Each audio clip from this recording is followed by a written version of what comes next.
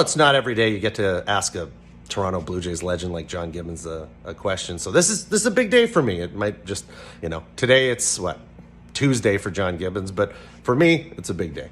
My question has to do with kind of a managerial approach. This year seems to be a year where offense is a little bit lower, pitching is dominating the league, scoring is a little bit lower. If you were the manager of the Jays, you would come off the previous season where I think we were leading the league in home runs. You see how the atmosphere of the league changes and the offense is lower. You can't really rely on home runs this year. Would you be able to call an audible midseason and like the way Terry Francona may have done in Cleveland and go for a more contact approach, a more old school approach because OPS is so low you can't rely on the home run? Or do you just sit there and rely on your game plan from day one? I guess that's my question. It took me a minute to ask it. I apologize. Well, you know what the thing is in the big leagues, right? You know, the your team is what it is. The GM signs certain guys, whatever. And these guys are either they're sluggers, or they may be contact guys, or you're just guys that are glove guys that can't hit at all, right? So if you got a guy that the big sluggers, that's who they are. I mean, to tell them all of a sudden, we want you to, shorten up, be a contact guy. That just doesn't happen.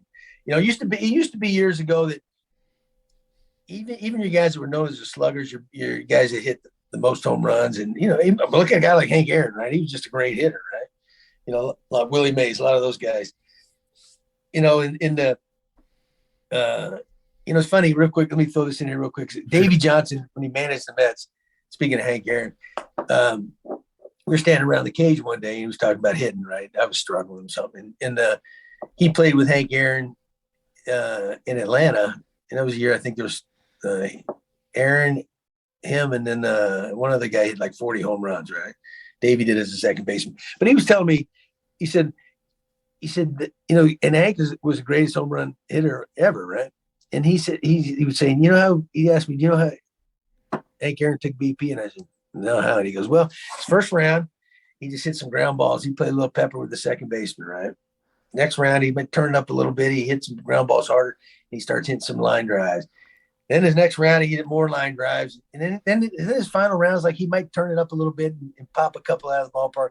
But he was always working on his hit stroke, hitting line drives, right? And then there's the greatest home run hitter of all time, and one of the greatest RBI guys of all time. But nowadays, it's different. You watch BP a lot of times. They'll have their routines, their fundamental rounds, get them over, get them in, that kind of stuff. And then it's usually Jack City, right? But what's interesting, I heard, and I thought, yeah, that's perfect. There's the greatest hitter of all time, or arguably the greatest hitter combination. But when I was coaching with Kansas City, I was around the batting cage one day and we were playing. Jim told me he was there. I'm not sure. He might have been with the White Sox. I think he wasn't with Cleveland anymore. I think he came to town with the White Sox. And we had this hitter on our team, Kai Hui, this big kid that had a lot of power potential. And I can remember he was hitting in the group when I was with the Royals and we were taking BP. Kai Hui was hitting. And Tommy walks out and he's around the cage and he's probably one of the most lovable guys that would talk to anybody, right? And I can remember hearing him tell Kai Hui, he says, in BP, you got to practice hitting home runs. If you're a home run hitter, you got to practice hitting them, right? And told me he hit like 500, 600. I don't know. He hit a ton, right? So there's a difference, right? I heard the manager that played with Hank Aaron said Hank never hit home runs in BP. He worked on his swing, right? And I hear Tommy, another one, greatest home run hitters ever, said, no, you got to practice that. That's what you do, So I don't know what the answer is. All I can tell you to answer your question is, yeah, you'd love to be able to tell them to cut their swing down and the ball's not flying, blah, blah, blah. But it's not that easy to do.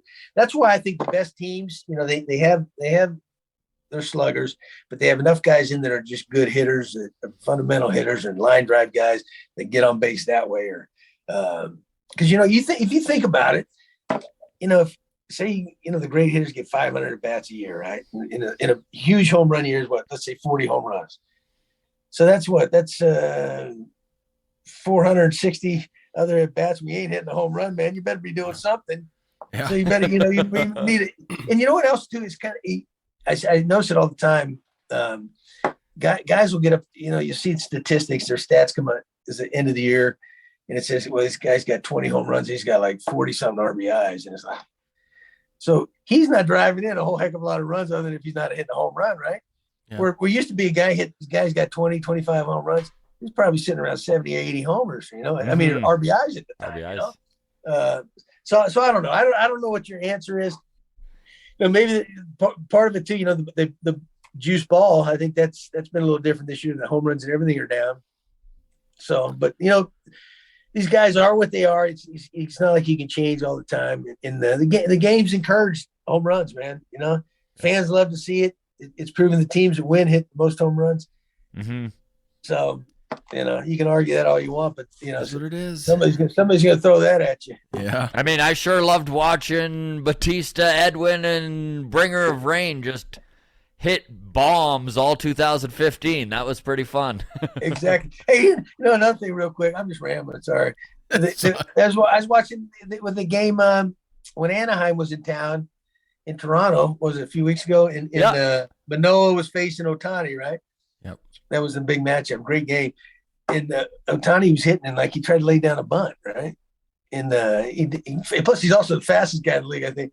And he just barely missed it, and everybody's going, well, great. But I'm thinking, guys on Toronto team, they're going, thank you very much, man. This guy's, you know, he's please, not going to hit a home away. run by doing that. And he gave us an out, you know? And it's like, so there's your argument, you know, ideally, you know, he was thinking we need a base runner and he can fly. But his strength is home run. So I don't know who's right or wrong. I don't know. I'm not buying any tickets to a Cardinals game to watch Albert Pujols lay down a bunt. That's for Hey, you know, not this year. Donaldson did that one year. And I don't know if it was a runner or two on. He laid down a bunt to get the guy in scoring position, get him to third. And he might have been struggling at the time. And I'm going, well, what's he doing? This might have been his MVP year, right? I'm going, hey, you're the best hitter in the league right this year. You got all these home runs and swing the bat, you know. But it was like he was trying, and it was kind of a mixed reception. People thought, oh, that's the greatest thing in the world. You know, he's selfless. What a team guy, Yeah. you know, Yeah. That's the ultimate team guy. And I said to him later, joking, I said, well, you're struggling so bad, you're protecting yourself or something, or what? You're trying looking for a sack bunt, so you already got your one hit for day, so you'd be 1 for 3 instead of 1 for 4. You know? So anyway, all right. so there's a big argument on both sides. There you go.